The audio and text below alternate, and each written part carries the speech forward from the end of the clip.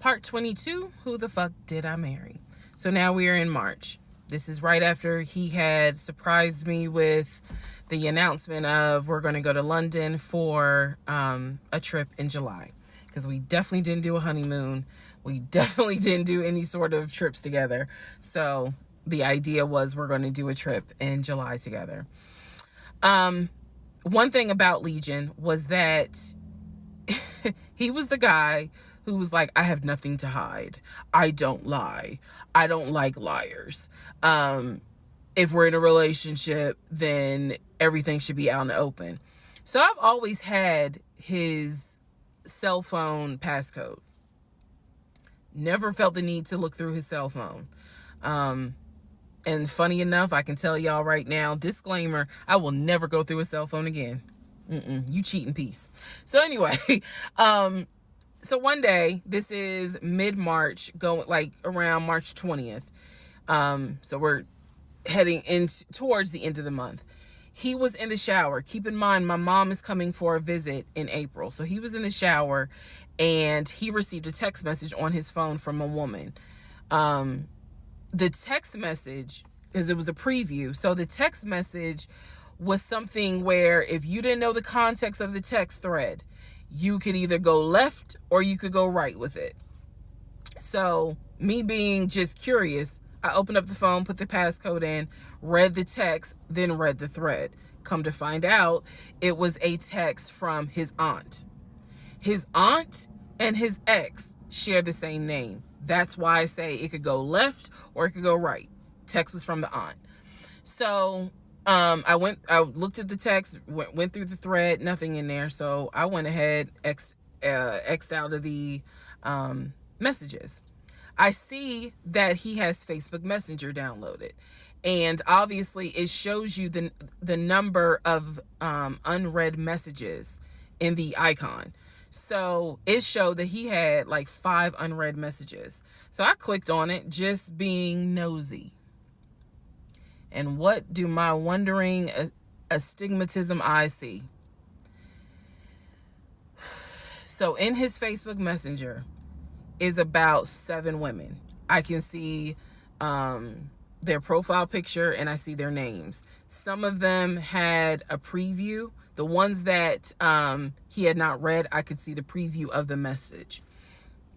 One in particular said, when are you going to come get this? Y'all know what I'm talking about. So I clicked on that one first. And I'm reading through the thread. And so she's saying, when are you going to come get this? But earlier in the thread, or further back in the thread, he had asked her, when are you going to give me? And she said, when lockdown is over. So from what I could piece together, he had not yet physically gotten with her. But had there been no COVID, he would have smashed all day, every day. The other messages were innuendos, meaning the other messages from the other women were innuendos. They were not as graphic as the one between him and her.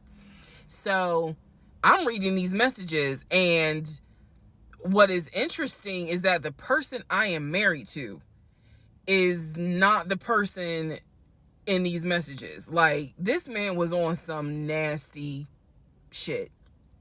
And I say nasty not in a judgmental way, but with me, he seemed to act as if I was damn near virginal white.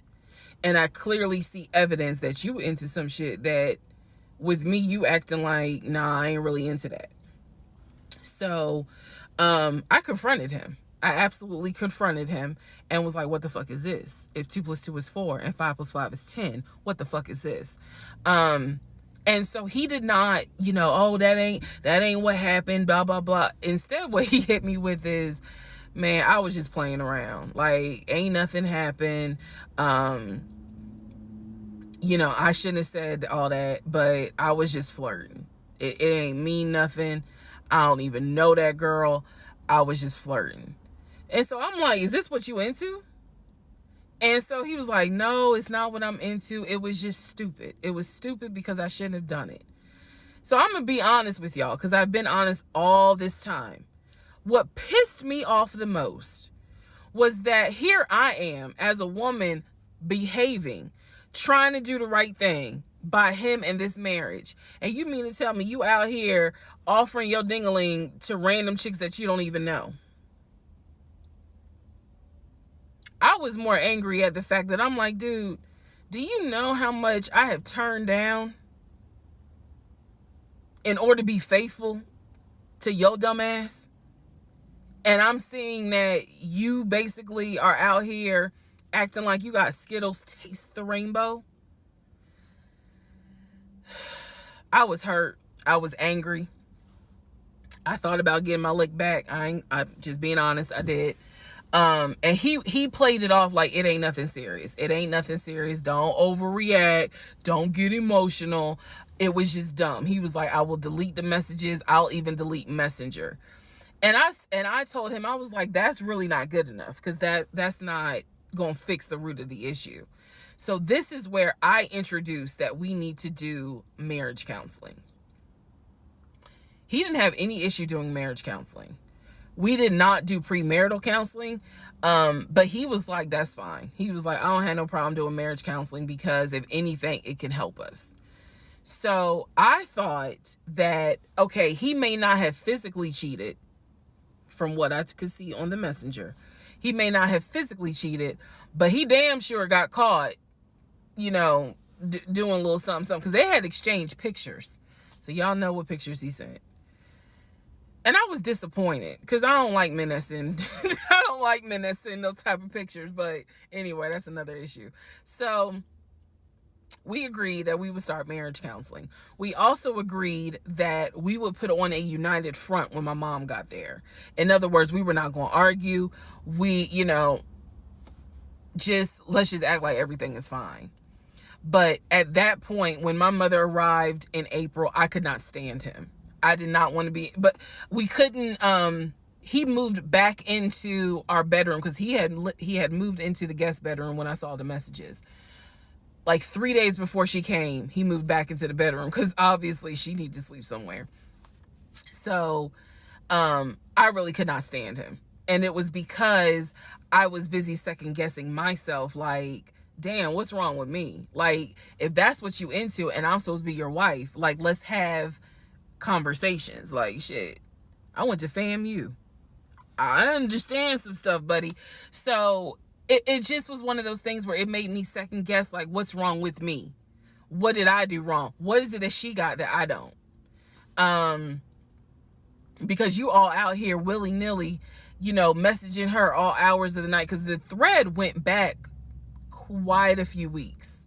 I saw it in March. There were messages from December, November. So again, I'm just second guessing all kinds of stuff, self-esteem taking a hit. So no, I did not want to be around him. I did not want, I didn't like him, period. I did not like him. I left and I would just go for a drive because driving clears my mind. I called my aunt, told her what happened. I don't recommend that. I don't recommend calling family to tell them what's going on in your marriage. But I called my aunt, and my aunt lovingly was like, what do you want me to say? You married him. He ain't your boyfriend. Y'all can't just break up. That's the hard part about marriage, is like, I mean, yeah, I guess you could leave him, but at the same time, you married him. So, honey, you gonna have to go back home. And y'all are gonna have to figure this out. She was like, I can't give you advice on what you should do. I'm sorry that this happened, but you married him. So even though it was just one drive, I went back home, and that's when the discussion was, we need to do marriage counseling. Part 23, who the fuck did I marry? So we agreed to do marriage counseling. I had found a pastor and his wife who agreed to do our counseling, basically. Our counseling was going to be on Zoom, and it was going to be every other week, every other Tuesday. Initially, Legion was participating in it. His body language seemed to be that he was open and receptive to the marriage counseling. Now, the pastor and his wife were deeply concerned, at the fact that we had only been married 3 months and we were already dealing with some form of infidelity. We were in marriage counseling, and as the pastor would put it, there seems to not be any sort of intimacy. They were concerned. Rightfully so. I think any person would be if they knew what was going on within those 3 months. So, the pastor and his wife, it is fair to note, we started counseling with them in the spring.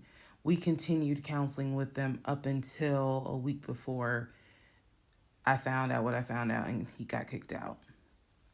So, one of the first things that the pastor kind of talked to us about was, are you what was the deal with the Facebook Messenger stuff? And Legion was like, it was stupid. I shouldn't have done it. It really was just attention, and I got carried away. He felt like he was not going to, he kept saying, I'm not going to keep apologizing. I'm not going to keep getting persecuted. After I told you, I'm sorry, I told you I wouldn't do it again, and I want us to move forward. You're either going to forgive me or you're not. The pastor and his wife were like, wow, the audacity is real on this one. So, needless to say, we started moving slowly forward. It was always in the back of my mind, just like it was in the back of my mind with that black Dodge Charger. It was one of those things where, okay, I see how you kind of are moving and operating. He came to me a few days after we started our first counseling session, and he was like, we should get a joint bank account. What he wanted to do was to each one of us have our own account, and to get a joint account for our money to go in there for joint expenses. Now, up until this point, he had been paying the rent, the utilities, and I really was just paying for my stuff. So now he's suggesting, look, we're married now, let's go ahead and get a joint account. I wasn't necessarily against it because I knew that I would still have my own account. I would still have my own savings. So what I countered with was, okay, let's take a look and see what we're working with. Show me your checking. Let's look at each other's accounts. Look at what we have currently. He was cool with that. So he shows me his checking account. His checking account available balance was just over $9,600. Mine was just over $1,500. So there was a huge disparity in the amounts. And so he logged in on the phone and turned it towards me, and I could see available checking, available balance, just over $9,600. I logged into my savings. I showed him how much I had in savings. He picked up his phone, logged into his Chase savings, turned the phone towards me. In the Chase savings, it was roughly about $15,000. But I also knew that he told me he had a U.S. bank savings and he had an offshore savings. So at this point in time, I asked him, show me the U.S. bank savings, show me the other two accounts. He would not do it. This became a huge bone of contention. He would not show me the two accounts that he claims has the most money in there, the accounts that he claims has money for a house in there, because he still was mentioning, hey, we need to get on this house thing if we're going to move when the lease is up. So I'm just adamant on, why don't you want to show me your savings account? You showed me the Chase one. Like, what is the big deal? And so he kept saying, he was like, there's a lot of money in there. And he was like, and my uncle always taught me, this is not the uncle that died, another uncle. My uncle always told me, just keep your money tight because women can be, I said, women, like, we're married. So go ahead and show it to me. He would not show it to me. So then we went back into marriage counseling, like the next session. And I bring it up. I said, he will not show me these two accounts that he claims has the money in there to buy a house. I told our pastor and his wife, I said, I saw the pre-approval letter, so I don't understand why he's not going to show me to just put me at ease that he has the money in there. I had never questioned it before because, again, you tell me who in their right mind signs their name to a legally binding offer, an all cash offer on a house, and they just do it willy nilly. I don't know anyone that does that. So I actually never questioned what was in the savings because I clearly saw him sign his name to a $699,000 all cash offer on a house. If you don't know what I'm talking about, please go back to the parts in this playlist where I talk about what he did when we were looking for a house. So the pastor and his wife were like, Legion, that's not his name, y'all, that's a nickname. Legion, why would you not show your wife your savings account? Like, what's going on here? And so he made up some bullshit. And I remember the pastor's wife was like, something ain't right. And so at this point, Legion kind of shuts down. He's just like, look, y'all are not going to tell me when and where I open up my accounts to show anybody the money I earned.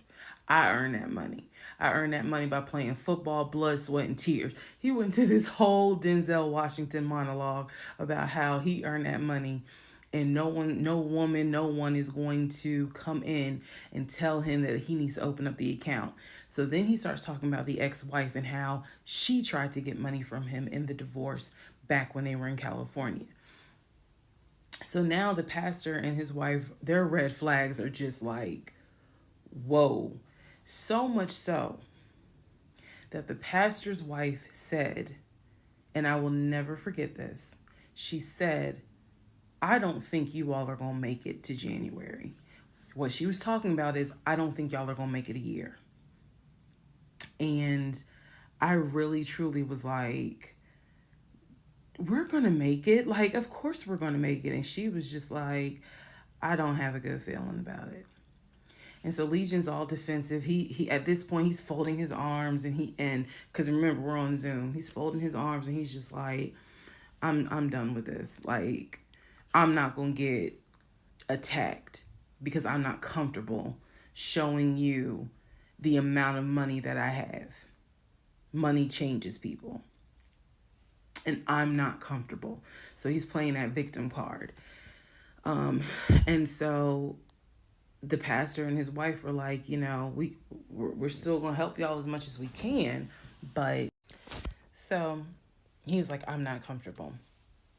And basically the pastor and his wife were like, look, we'll help y'all as much as we can, but there's some deep issues here. And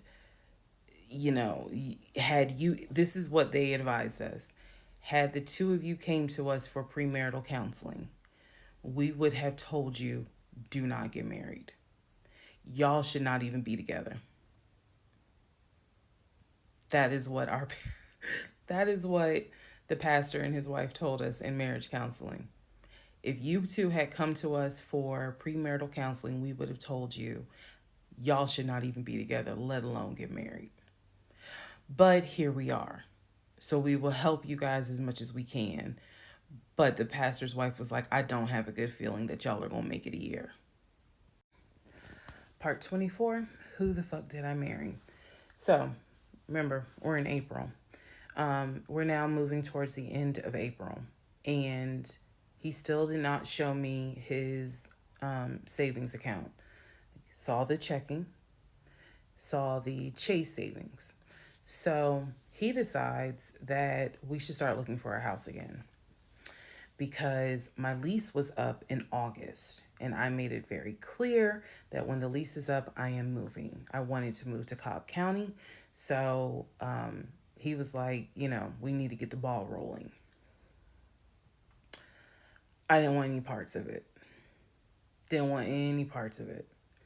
He found a realtor. This time it was a woman. And I believe her name was Amber. I think her name was Amber. So he found a realtor and he told her what the budget was. Amber started finding houses. So please understand, or you don't really have to understand, but I believed. I believed he was a sane, rational human being. Sane enough that you would not sign an offer on a home if you didn't have the money. That's what I believed. So when we started working with Amber, I believe, showed us 3 or 4 houses. It was not nearly as many as the other realtor, Scott. So one of the houses, absolutely loved. Ugh, I love the house. I really wanted to put in an offer on that house, and I'm going to post it on the screen. The house, love that house. It was just absolutely beautiful. And once again, he wanted to put in an all cash offer on the house. But before he could put in an all, he had told Amber, I want to put in an all cash offer. And what Amber, the woman, was smart enough to say is, okay, let's just go ahead and take it one step at a time. Let's go ahead and get your pre-approval stuff together. She said, I work with a great lender who, if you're not already pre-approved, he can get you pre-approved, no issues. And then if you want to do an all cash offer, then we'll go ahead and get the proof of funds together so that way we can submit it all with your offer. Jesus. Y'all already know what happened because you remember what happened on the last house with Scott. Basically, Legion was like, well, I can get you whatever you need. That's fine. But I really don't want to submit proof of funds unless they accept the offer. Amber, and I don't know where she is. I don't even know if she'll ever see this video. Anyway, let me keep going and I'll explain why that woman has a special place in my heart. So Amber was like, I totally understand, but this is how we're going to do it. I'm going to need that paperwork, okay? And we'll submit it with your offer. She just simply was like, yeah, this is how we're going to do it. And so he did not submit the paperwork when she had asked him to. And I remember I was driving to work and I stopped at the Quick Trip on Upper Riverdale Road in Riverdale, Georgia. And Amber had called me. It was in the morning. She had called me. And I believe with all my heart that Amber knew something was up, but she also knew I did not know what was up. So she called me and she was like, I just don't understand. Like, if he has the paperwork, like, you can submit the paperwork. But the issue was the Chase paperwork that I had was from a year prior. So my understanding was that it pretty much was no good at this point. So she said all he has to do is just email it to me or take a picture of. She was like, I just need to know that he's able to back up his offer. And I said, I totally get it. And she was explaining some stuff to me. She was like, he needs to do X, Y, and Z. And so I said to her, I remember I said, I don't know what's going on. I said, I'm going to get down to the bottom of it, but I don't know what's going on. And so let's put a pause on this whole thing. Let's put a pause on looking at houses. Let's put a pause on getting his pre-approval letter because I'm not sure what's going on. And she got quiet and she said, okay. I said, and I know this sounds weird. And she said, no. She said, that is actually very smart. She said, do your research. And if I can be of assistance, call me. She said, whether you buy a house with him or you buy a house on your own, I will be more than happy to represent you. I don't know where Amber is today, but that one sentence, I felt like just woman to woman, she was basically telling me something ain't right. Baby, something ain't right. And now you need to open your eyes. I'll be more than happy to work with you. If y'all get your shit together, I'll work with both of you. But whether you buy a house or not, do your research and then let me know what I can do. That was our conversation at the Quick Trip on Upper Riverdale Road. So I got off the phone. That was the last time that we worked with any sort of realtor. That was the last time that we looked at any sort of house. And I don't remember exactly what happened after that, meaning that day. I do know that when I went home, I simply told him, I don't want to look at a house right now. I said, I think it's okay if we rent. We'll just find a house in Cobb County and just rent for a year. And let's build, save some more money. Let's not worry about buying a house right now. And basically what I was trying to do was save face, because that was the first time with Amber that I actually was embarrassed at the fact that he and I, because I felt like I was complicit in the fact that I'm going to look at houses with him. I felt like we are wasting these people's time. I did not mean to waste your time. I clearly see my time as being wasted, but that doesn't mean I need to waste your time. And I felt embarrassed at the fact that we wasted her time coming across as serious buyers. When time came to put up or shut up, nothing was put up. And I knew nothing. I had nothing to add to add to this, because we're talking about a $650,000 house, and I don't make that. I don't make anywhere near that. So it just became one of those situations where I was trying to save face. I was trying to save face with my husband, and I was trying to save face with Amber. And so I did say to him, let's just rent for another year, and then let's see at that time where we are, if we should go ahead and buy. So now is when shit is about to get real.